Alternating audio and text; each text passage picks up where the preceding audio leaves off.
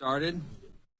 I'm proud to be here with many of our legislative colleagues. I'm proud to be here with Pro Tem McGuire and, of course, our governor, Mr. Gavin Newsom. This is a dangerous moment for our country. And we are here to meet that moment as Californians, as legislators. You know, President Trump doesn't believe in our democratic system. And it's clear that he'll do whatever it takes to hold onto power. That's what we saw on January 6th. He couldn't handle losing, so he sent a violent mob that terrorized our nation's capital, all to stop the peaceful transition of power. What happened yesterday in Texas is the same dangerous playbook. His MAGA allies in that state just gave themselves 5 more House seats at Trump's order. They want to rig the system so that there's no way Republicans can lose in the 2026 midterm elections. Let's call it for what it is. Donald Trump and Republicans don't want to be held accountable by voters. Not in California, not anywhere, actually, in this country. They don't want to be held accountable for cutting Medicare, Medicaid. They don't want to be held accountable for reckless tariffs that are raising prices at the grocery store every single day on many other goods. They don't want to be held accountable for illegal ICE raids that are terrorizing our neighborhoods. They don't want to be held accountable for the corruption that sees Donald Trump, his family, his closest friends raking millions of dollars while everyone else struggles to get by in this country. The list goes on and on and on. Of course, Donald Trump doesn't want to be held accountable for his failures in this next election. That's why he is trying to rig it. Well, Mr. President, here in California, we are going to hold you accountable for your failures. And we will do whatever it takes to preserve American democracy and ensure that voters can still let you know in 2026 what they think of your job performance. And this bill is a temporary measure in response to an urgent threat. Californians can see that threat.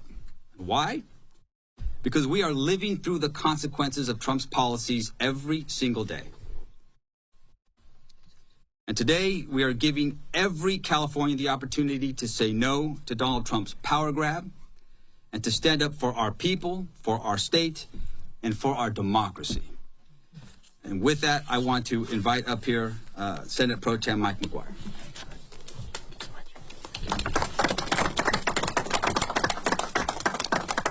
Well, good afternoon. I want to take a moment to acknowledge Speaker Rivas. I've said it before, and I'm going to say it again, and I'll continue to say it. He is one of the best in the nation. We are so grateful that he is helping lead California, and I'm grateful to call him a partner and a friend. And thank you so much, Mr. Speaker, for all your work. I want to acknowledge the governor who has had the backbone to be able to stand up against Donald Trump, one of the few. And accountability is coming, thanks to California. I also want to acknowledge the senators, the assembly members who have moved this historic legislation forward today. And we are here this afternoon because we're putting our faith in our fellow Californians to do the sacred duty to walk into the voting booth, sit at their kitchen table, and do their best to do the right thing. Cast their vote in one of the most consequential elections that we will have in our lifetime. And let's be honest, let's get through the rhetoric. We all know we wouldn't be here in this situation if it weren't for the nefarious actions of Republican leaders in Texas and their boss, Donald Trump. Actions of Republicans in Texas that have now been compounded by inaction from Republicans in California. Let's be crystal clear. All of this entire circus could have been avoided. nullifying nearly a century of election protocols. We know that this is just the start. Redistricting is the first step in Donald Trump's playbook. He said the quiet part out loud earlier this week. They're coming after mail-in voting to disenfranchise tens of millions of Americans. Next stop, the census. Our Republican colleagues, all this week here in California, Republican leaders have gone on TV, had press conferences, did live events on their social media, expressing outrage about the action that California is taking. But what they forgot to mention is how we got here. We got here because of Greg Abbott, Republican leaders in Texas, and their boss, Donald Trump. They started all of this. And sometimes in life, you have to stand for the greater good, even though you may lose your job as an elected leader. Sometimes you have to tell your boss no. You have to do something constructive, do everything in your power to ensure free and fair elections. And that's what Democrats did today here in California. And certainly you have to do more than vote against redistricting reforms the way Republicans have year after year after year. Their votes are public. They have voted against the vast majority of independent redistricting reforms advanced in this legislature over this past decade. You know, it is offensive to be able to see these sham lawsuits that Republican leaders in California are advancing. We called it the Scaramucci of the lawsuits in the last 48 hours. The Supreme Court rejected it. And it's offensive because their brethren are literally tracking elected leaders with state troopers, calling in the FBI, locking legislators in the chambers, and dragging a female legislator out of the bathroom just simply because she didn't have permission to go. Here is, I think, all of our concern. We've seen this story play out in history. The hypocrisy today may save them for today, but it won't save their hides tomorrow. Because the secret police and the Mar-a-Lago goons, they're going to find a way and a reason to come after them as well, just like they're doing Democratic mayors and leaders across this nation. All of us support independent redistricting here in California and every state in this union. One thing that we do not support is unilateral disarmament when the fairness of the 2026 election is being threatened. You know, other states may want to play games. California is the only state committed to fairness whose potential redistricting goes away the minute others drop theirs. I'm going to end it right here with this. Today was more than drawing lines on a map. It was about drawing a line in the sand to stop Texas, to stop Donald Trump from rigging this election. And the stakes are so high for California. Millions are going to lose health care. Our families will lose health care. Fire assistance will continue to be leveraged for millions across this state. People are going to continue to be snatched up off the street. Public education funding is going to dry up, and the governor will talk about a recent Supreme Court ruling that's going to hurt this state for years to come. One of the main reasons I think I voted for today is because this package of bills, the person that's going to be impacted the most is going to be waiting for me tonight at our kitchen table to tell me about his first week of school. My son, 4.5, started TK this week. Today's vote, regardless of what Republicans may say, today's vote is not about politics. Today's vote is about protecting people.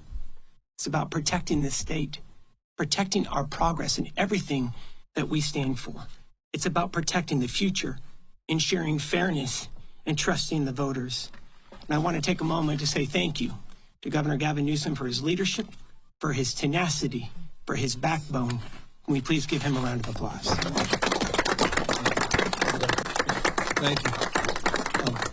Thank you, Mr. Pro Tem. Thank you, Mr. Speaker. To all of the leaders that are assembled here today, thank you for an outstanding job. Thank you for your faith and devotion to this larger cause, democracy that I think should unite all of us, regardless of our political party and political stripes. Let me just briefly reinforce, because I'm eager to sign a bill that no other governor in U.S. history has ever signed, a bill that will put the maps in front of the voters. We'll be the first state in U.S. history to, in the most democratic way, submit to the people of our state the ability to determine their own maps. That simply has not been done. But I want to first just briefly back up and pick up a little bit on what the Speaker and the Pro Tem said, and just remind everybody what they reminded you, that need to be reminded, all of us again, of how we got here. We got here because the President of the United States is struggling. We got here because the President of the United States is one of the most unpopular presidents in U.S. history. We got here because he recognizes that he will lose the election. Congress will go back into the hands of the Democratic Party next November. We got here because of his failed policies. Those are being exposed hour by hour, reinforced today by Walmart announcing they'll be raising prices because of the tax increases, because of the tariffs. Reminded every day by a slowing economy, growing mistrust, distrust all across this nation, across the board. He is failing. He recognized that, and that's why he made a phone call to Greg Abbott asking for 5 seats. You can't win by playing by traditional sets of rules. He plays by no rules. I remind you all the time, it's not the rule of law, it's the rule of dawn. And we're standing up to that. We're responding to that. They fired the first shot, Texas. We wouldn't be here had Texas not done what they just did. Donald Trump didn't do what he just did. He went so far as to follow up and say that he didn't just want those 5 seats. He said he's, quote unquote, entitled to those 5 seats. Just pause and reflect on that. Everything should have just stopped there. President of the United States claiming he's entitled to 5 seats. That should put chills up your spine. Every Republican, not just Democrat and Independent, every American, those enduring values that we celebrate, just celebrated 249 years, the best of the Roman Republic, Greek democracy, the rule of law, co-equal branches of government, popular sovereignty. What we'll celebrate, will we? Next year, the 250th anniversary. Masked men at the site of the Japanese that were interned and bussed in Little Tokyo last week in Los Angeles were sent right there in front of the Democracy Center as we kicked off this effort. That's a preview of things to come all across the United States of America. Mark my word, just as we let folks know what was going to happen in other cities, what is happening in Washington, D.C., we said 2 months ago, Los Angeles is a preview of things to come with the federalization of the National Guard, with the militarization of the streets of America. And I'll remind you, Donald Trump never sent the military, active duty military, in his first term or now even his second term, anywhere overseas. He sent them to a United States city. They remain federalized National Guard, interestingly, through Election Day. $175 billion in the bill that was just signed to reinforce the ranks of ICE, Homeland Security, for what is increasingly becoming self-evident to anyone with eyes wide open at any level of objectivity, a private army for Donald Trump,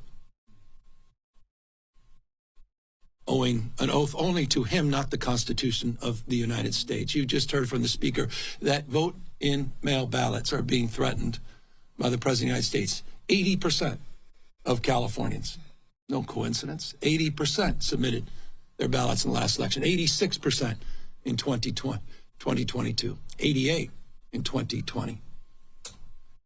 He's trying to rig the election. He's trying to set up the conditions where he can claim that the elections were not won fair and square. Open your eyes to what is going on in the United States of America in 2025. That's what this is about. We're responding to what occurred in Texas. We're neutralizing what occurred, and we're giving the American people a fair chance. Because when all things are equal, we're all playing by the same set of rules, there's no question that the Republican Party will be the minority party in the House of Representatives next year. We'll be transitioning, and I'll close, from this process that has unfolded over the course of the last few weeks to the campaign. After I sign these two pieces of legislation establishing a special session and the maps, I also will be signing a proclamation on November 4th, the people of the state of California, in a transparent and, as Speaker and Pro Tem said, temporary and democratic way, will have the opportunity to determine their fate and our collective future. And I couldn't be more proud, again, of the extraordinary leaders that are standing up for the rule of law, are standing up for the principles and those enduring values of our founding fathers. Thank you for getting us to this point. We have a lot more work to do to get this done on November 4th.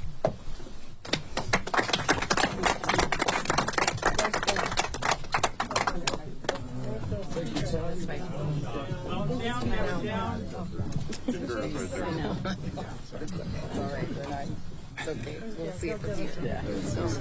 Yeah. Well, here we go. Everybody's trying to get over there.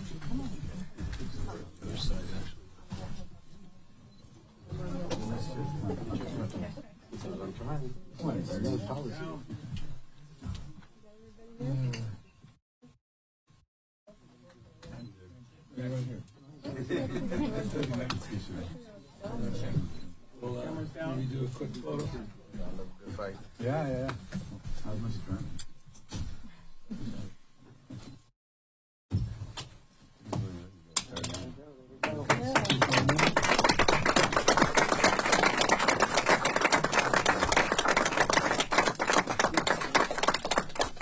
Get the maps.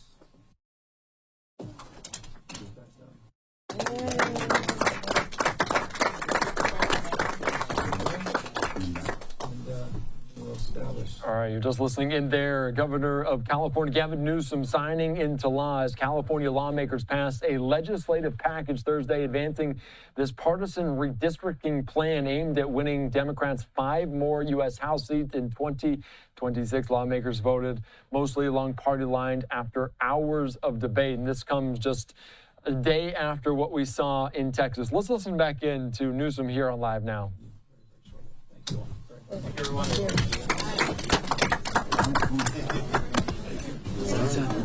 Well done. All right. See you. Yeah. Yeah, I got to